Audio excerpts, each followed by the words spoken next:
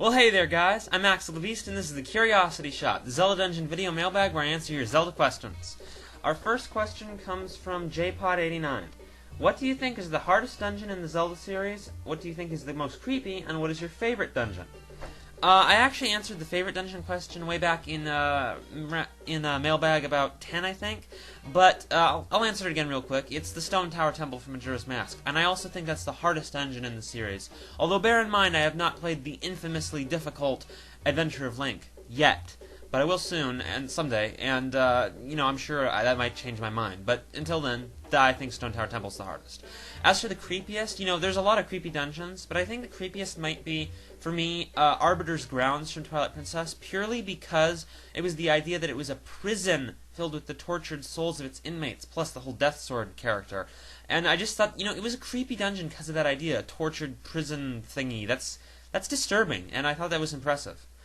Be sure to tell me what you guys think, what your three of those thingies are. Tracy Rengel asks, have you watched The Legend of Neil at all? I find it pretty comical, but I'm also a girl with a somewhat sick sense of humor, so I like it. It's corny, but I do enjoy watching it. Do you enjoy the comedy in it? That is, if you have seen it, or even, for example, the episode where they mock the TV show The Office. How do you feel about that? I've only recently saw The Legend of Neil, unfortunately. I know it's lame. The Glofus was the first episode I saw, and that's the episode that parodies The Office. I don't think it was making fun of it, just, playing up its themes and as a joke. I'm a big fan of The Office, so that was a major appeal for me, and I thought it was hilarious. And I actually went back and watched the first episode, and I've been watching from there, and it's great. It's a little raunchy, it's a little foul for my taste sometimes, but it's great. It's good fun, and I definitely think it's hilarious and awesome, and I'd recommend it to most people who aren't afraid of sexual humor. Apocalyptic Muffin asks, despite what possibility there might be of it ever being released, what would your opinion be if Nintendo ever released a new Legend of Zelda? A new Super Mario Bros.-like game that has the gameplay and general style of the original Legend of Zelda, but with updated graphics. I'd love the idea. I like the older games as well as the new ones, and I'd like to see the older styles return in, new games. But, the thing is I don't think New Legend of Zelda sounds like a great, fit for the Zelda series. I think they would just, The Legend of Zelda, some kind of retro-sounding name. And I don't think they'd do the new Legend of Zelda thing. I think it's unnecessary. But I would like to see the older gameplay styles emulated. Not even necessarily with newer graphics. They could have retro graphical styles like the Mega Man 9 and 10 WiiWare games, It'd be cool. Ryan Griffith asks, what do you think about Castlevania Lords of Shadow, including a Deku Tree reference in the game? Do you think they stole it from Nintendo? Well, first of all, I read about that, and it definitely sounds like it could very well be a reference. I don't think it necessarily has to be. However, I don't think it counts as stealing it. If it is supposed to be a reference, it's just a reference. It's not an offensive theft thing. This is like the 3D Game Hero stuff. Just because it makes a lot of references and it pays a homage to something doesn't mean it's stealing from it. In fact, that's a respectful action to it, paying homage to it. You're saying it was great. It's worth paying homage to. That's not stealing. If it was, the name Deku isn't that impressive anyway. I wouldn't steal that if I was trying to rip off someone's awesome name. I wouldn't do that. I'd pick something really epic. But as far as that's concerned, that's not stealing. And I think it could be a reference. I don't think it necessarily has to be. There's a lot of fantasy names that sound similar. Exter asks, do you think Link's Awakening 3DS is going to have new dungeons and items? No, definitely not. Purely for the reason that, as far as we can tell, this is not a remake of Link's Awakening like Ocarina of Time 3DS is. It's just Link's Awakening re-released on a 3DS Virtual Console, just like the Wii has Virtual Console.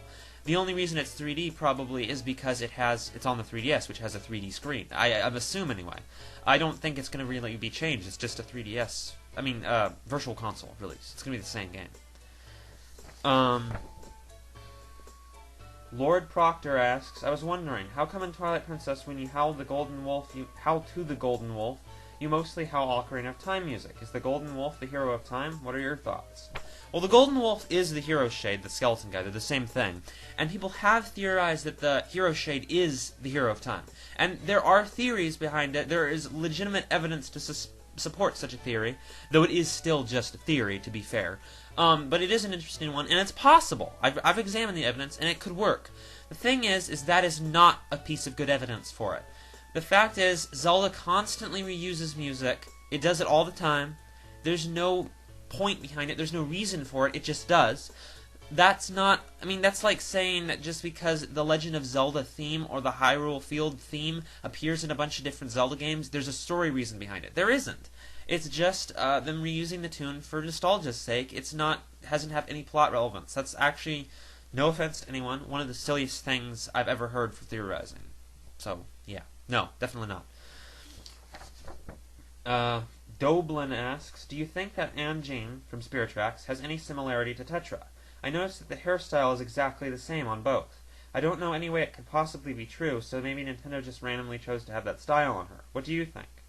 Well, I don't know if the style, it's the exact same hairstyle, but it is similar, and she does have similar traits, like with the wink and stuff, and she looks similar. But the fact is, no, she's not Tetra. She actually is stated pretty much directly to be a friend of Tetra's, and she even refers to Tetra by name, not referring to herself. She was a friend of Tetra's, and she knew her, and they were, they got along, and that's the extent of it. She's not Tetra, and that's the extent of their relation. Maybe they were similar because they were good friends, or they became good friends because they were similar. Go either way. Yeah, that's all I can say. It's a fact that she's not Tetra, if that's what you meant to say. Coolio9 asks, do you think that Nintendo could have come up with the idea for the Master Sword from Excalibur? I mean, to pull out Excalibur and the Master Sword, you have to be the chosen one, right? Let me know what you think. It's definitely inspired by the Excalibur. There's no doubt about that. Or maybe accurately, I should say, it's inspired by what people mistake as Excalibur. See, in, Arthurian legend, there was actually two swords. There was the sword and the stone. This was the sword that is supposed to be only pulled out by the rightful king. And it was in a stone. It didn't have magical powers or anything other than that. It was pulled from a stone if you were the rightful king. And that's similar to the Master Sword because it's, the chosen one who can wield the Master Sword. Then there was Excalibur. When the Arthur's sword from the stone was broken in a battle, he was granted the Excalibur from the Lady of the Lake. And this was a magical sword. This was a powerful sword that he used for something. And that's also like the Master Sword. So they combine both of those legends together and they're confused as Excalibur. And Master Sword is based off this confused legend. For sure. It's definitely a reference. There's no way that was an accident. Gurveer Dua, I think that's how you pronounce it. Do you think the girl in the Wind Waker who gives you the fire and ice arrows is the same girl on Link's back in the E3 2009 artwork for Skyward Sword? I actually came up with the same theory. That girl that gives you the arrows is the Fairy Queen. And when I saw that artwork, I thought, that looks like the Fairy Queen in Twilight Princess's art style. I thought all the other theories sounded silly because it just looked like her to me. However, no, it's factually found out now, by this point, that the girl in the artwork is the same as the Skyward Sword. The Skyward Sword, which is supposed to become the Master Sword in the story, is that girl. She is the spirit form or whatever of the Master Sword / Skyward Sword. So yeah, that's the story with her. We don't know her name yet though. Phantom Triforce asks, last time you mentioned how you thought it was not possible for Zant to be the villain of Skyward Sword. Do you think it's possible to fit Agahnim in as the villain? Also, definitely not, because Agahnim was part of Link to the Past story. And despite the fact that he has backstory and stuff, he's basically Ganondorf. Now, it could be that he's a guy manipulated by Ganondorf, but there's also a strong possibility that he just is Ganondorf. That they're the same person, that it's just a form that Ganondorf took or manipulated. So, he's part of a Link to the Past story. He's strictly part of a Link to the Past story. And I don't think he could have relation to Skyward Sword for pretty much the same reasons as the Twilight Princess and Zant thing from last Mailbag. Mr. Nintendo asks, what if Link does not have a sword and has something like a staff? Maybe Link can have something like a staff of the gods. Does Link necessarily need to have a sword? Well, if you're referring to Skyward Sword, he does have a sword. It's the Skyward Sword. I don't think you were referring to that, though. I think you were saying in general. A staff is an interesting weapon. I actually theorized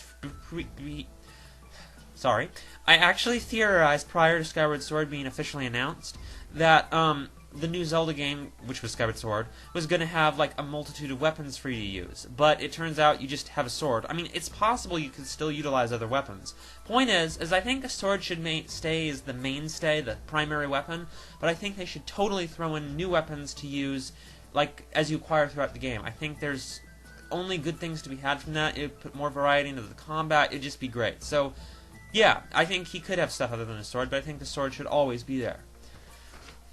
Alright, last question. Farrell asks, why were so many Zelda fans disappointed with Twilight Princess? Well, I don't mean to laugh at you, man, but I have talked a lot about Twilight Princess. Most really regular viewers of the Mailbag would know this.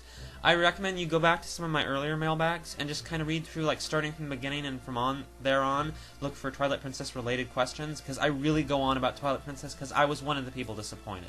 I love the game, and I made a whole video about that too, but I actually, I did have problems with it, and you can read up in earlier mailbags. I don't have time to go over it with you this time, sorry. Okay, that's it for this time, guys. Be sure to send your questions to the email address in the description, and later.